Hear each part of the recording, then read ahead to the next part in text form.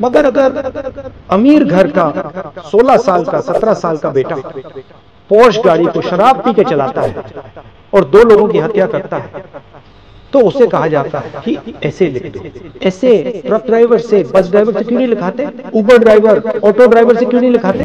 त्याच्यावर अपील करून पुन्हा ज्युएनाइल जस्टिस बोर्डकडे ती केस पोलिसांनी आणलेली आहे।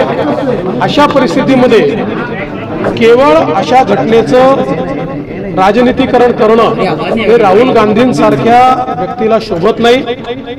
प्रत्येक गोष्टीला मतांच्या चष्म्यातनं पाहणं आणि प्रत्येक गोष्टीत राजकारण आणणं हे काही योग्य नाही आहे।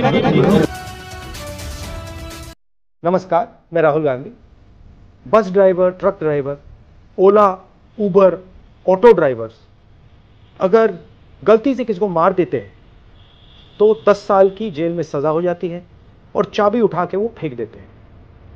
मगर अगर अमीर घर का 16 साल का 17 साल का बेटा पोर्श गाड़ी को शराब पी के चलाता है और 2 लोगों की हत्या करता है तो उसे कहा जाता है कि ऐसे लिख दो।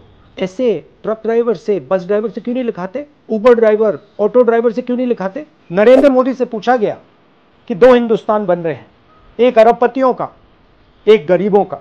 उनका जवाब आता है, क्या मैं सबको गरीब बना दूं? सवाल ये नहीं है, सवाल न्याय का है। अमीरों को, गरीबों को, दोनों को न्याय मिलना चाहिए। न्याय सबके लिए एक जैसा होना चाहिए। इसीलिए हम लड़ रहे हैं, अन्याय के खिलाफ लड़ रहे हैं। राहुल गांधींनी पुण्याच्या घटनेचं जे राजकीयकरण करण्याचा प्रयत्न केलेला आहे ते अतिशय निषेधार्ह आहे। पुण्याच्या घटनेमध्ये पोलिसांनी योग्य कारवाई केली, मात्र त्याच्यामध्ये ज्युएनाइल जस्टिस बोर्डने तो निर्णय घेतला। त्याच्यावर अपील करून पुन्हा ज्युएनाइल जस्टिस बोर्डकडे ती केस पोलिसांनी आणलेली आहे।